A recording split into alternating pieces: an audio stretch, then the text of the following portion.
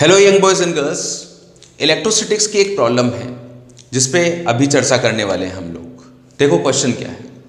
Question ये है कि एक इंक्लाइंड प्लेन है जिसका जो एंगल ऑफ इंक्लिनेशन है वो 45 डिग्री दिया हुआ है और एक इलेक्ट्रिक फील्ड लग रहा है 100 वोल्ट पर मीटर का इस तरफ राइट हैंड की डायरेक्शन में। ओके, एक यूनिफॉर्म इलेक्ट्रिक फील्ड है और यूनिफॉर्म इलेक्ट्रिक फील्ड में एक ऑब्जेक्ट रखा हुआ है यहाँ पे इंक्लाइंड प्लेन पर। इस ऑब्जेक्ट का मास 1 kg दिया हुआ है और जो इंक्लाइंड प्लेन की लेंथ है वो 5.60 मीटर दी हुई है। ये जो चार्ज है इसकी वैल्यू है 10⁻⁻² कूलम। अब जब कुछ भी नहीं दिया हुआ है चार्ज का नेचर तो हम लोगों ने पॉजिटिव मान लिया।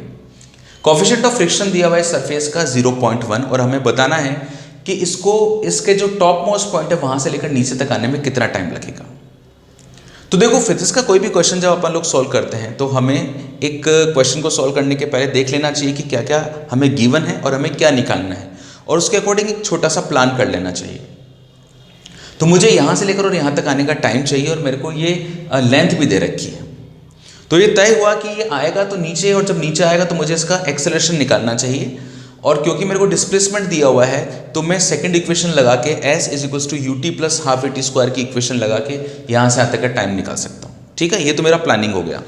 तो मेरी जो प्लानिंग है उसमें जो s है s = क्या होगा ut + ½ at², ये लगाने वाला हूँ। तो इनिशियल वेलोसिटी तो मेरे को 0 दी हुई है तो ये तो 0 हो जाएगा। तो मुझे टाइम चाहिए, तो टाइम चाहिए तो मैं इस 2 को इधर ले गया और एक्सेलरेशन को नीचे ले आया और फिर रूट लगा दिया तो ये बन गया √2s/a। अब मेरे को इसको पूरा भरना है। ठीक है, अब s जो है वो है लेंथ की, इसका डिस्प्लेसमेंट कितना हुआ जो मेरे को क्वेश्चन में गिवन है 5.60 और मेरा जो अब अल्टीमेट टारगेट रह गया ना वो ये एक्सेलरेशन निकालना है।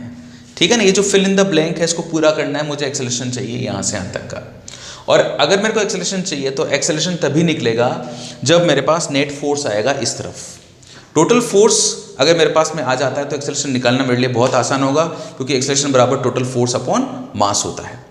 तो सारा खेल है फोर्स निकालने का और फोर्स निकालने के लिए मेरे को देखना पड़ेगा कि इसके ऊपर कौन कौन से फोर्स लग रहे हैं। तो आइए देखते हैं कि इस पर कौन कौन से फोर्स लगेंगे। देखो एक फोर्स जो लगेगा वो तो लगेगा mg जो इसका खुद का वेट है ना। आप देखो आसपास में कौन कौन से फोर्स लग सकते हैं। एक तो mg लगेगा, एक जैसे ही इलेक्ट्रिक फील्ड होगा तो ये पॉजिटिव चार्ज है तो इलेक्ट्रिक फील्ड के कारण इस पर इलेक्ट्रिक फोर्स लगेगा जिसकी वैल्यू कितनी होगी QE। ये दूसरा फोर्स हो गया, एक तो वेट हो गया, एक इलेक्ट्रिक फोर्स हो गया।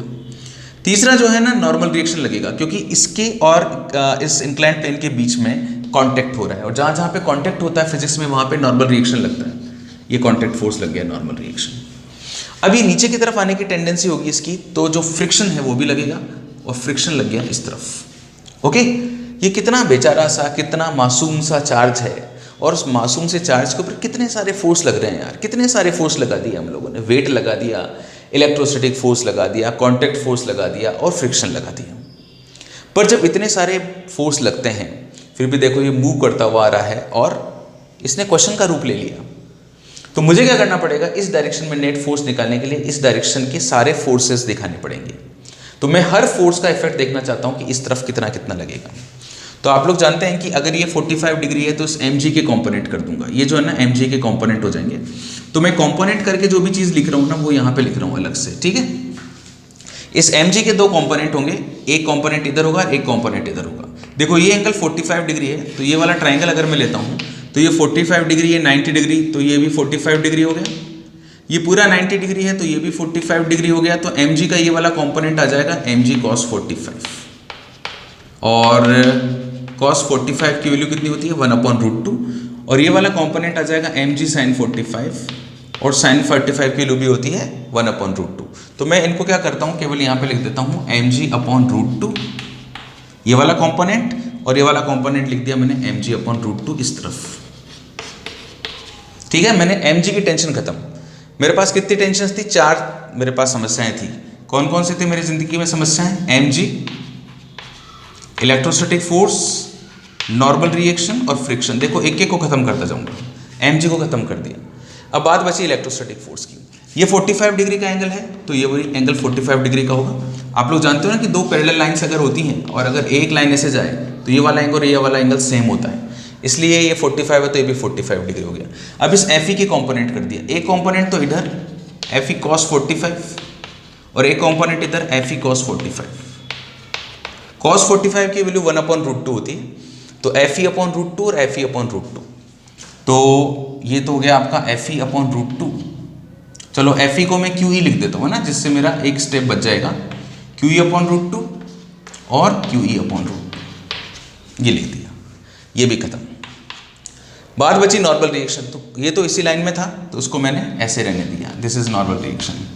इसने हमें ज़्यादा परेशान नहीं किया और फ्रिक्शन ने भी हमें परेशान नहीं किया, फ्रिक्शन भी इस तरफ लग रहा है इस लाइन के लॉन्ग। ओके, अब देखो ये जो ब्लॉक आएगा जब फिसलता हुआ, मान लीजिए मैं इसको ब्लॉक मानता हूँ और यहाँ पे छोड़ देता हूँ, तो छोड़ते ही जब ये फिसलेगा तो यूँ फिसलेगा ना, तो जब ये ऐसे फिसलता हुआ आएगा तो जो भी फोर्स लगना है वो इस डायरेक्शन में लगना है। इस तरफ नेट फोर्स कितना होगा, 0 होगा। इस इंक्लाइन प्लेन के परपेंडिकुलर डायरेक्शन में नेट फोर्स 0 होगा, तो मैं कह सकता हूँ कि जो नॉर्मल रिएक्शन है ये इन दोनों को बैलेंस करेगा, तो यहाँ से मेरे पास नॉर्मल रिएक्शन की वैल्यू आ जाएगी। तो देखो नॉर्मल रिएक्शन जो है वो बराबर आ जाएगा mg/√2 प्लस QE/√2 की। तो ये हो गया आपका mg प्लस QE/√2। अब देखो m की वैल्यू दे रखी है मेरे को क्वेश्चन में 1 kg, g जानता हूँ 9.8 या फिर 10 कुछ भी रख दीजिए, q की वैल्यू 10⁻⁻2 और इलेक्ट्रिक फील्ड दे रखा है मेरे को 100। जब आप ये सारी वैल्यूज पुट करोगे तो आपको मिलेगा 7.65 न्यूटन। ये नॉर्मल रिएक्शन आ गया मेरे पास। अच्छा, अब मेरे को चाहिए कि पार्टिकल मेरा नीचे की तरफ यूं फिसलता हुआ आ रहा है, तो इस डायरेक्शन का एक्सेलरेशन चाहिए, इस तरफ का एक्सेलरेशन। और इस तरफ का जो एक्सेलरेशन है वो निकालने के लिए पहले मैं नेट फोर्स निकाल लेता हूँ डाउनवर्ड डायरेक्शन में। तो डाउनवर्ड डायरेक्शन में नेट फोर्स कितना आएगा, देखो mg/√2, ये इस तरफ लेके जा रहा है तो ऑब्वियसली ये ज़्यादा होगा, और ये दोनों कम होंगे, इसके अपोजिट डायरेक्शन में है तो माइनस फ्रिक्शन माइनस QE/√2। ठीक है, अब देखो ये जो फ्रिक्शन है, इस फ्रिक्शन की वैल्यू कैसे निकाल सकता हूँ मैं, फ्रिक्शन बराबर होता है म्यू इंटू एन। म्यू की वैल्यू दे रखी है मेरे को 0.1 और एन है मेरे पास में 7.65। इसको जब आप मल्टीप्लाई करोगे तो 0.765 न्यूटन आ जाएगा। अब देखो फ्रिक्शन की वैल्यू यहाँ पर पुट कर दें, क्यू ई सब मेरे को दिए हुए हैं, एम और जी मेरे को दिए हुए हैं, तो मैं यहाँ पर एफ नेट निकाल लूँगा। तो जब आप इसको सॉल्व करते हैं और एफ नेट निकालते हैं तो जो भी एफ नेट आता है वो आता है मास इंटू एक्सेलरेशन के लिए। तो यहाँ से एक्सेलरेशन आ जाता है F net upon mass. F net जब मैंने वैल्यू निकाली इसकी तो मेरे पास वैल्यू आई इसकी 5.481, यहाँ पे सब वैल्यूज पुट करके, और मास जो है वो 1 kg है मेरे को दिया हुआ है क्वेश्चन में। तो ये मेरे पास एक्सेलरेशन आ गया जिसकी वैल्यू आई 5.481 मीटर पर सेकेंड स्क्वायर।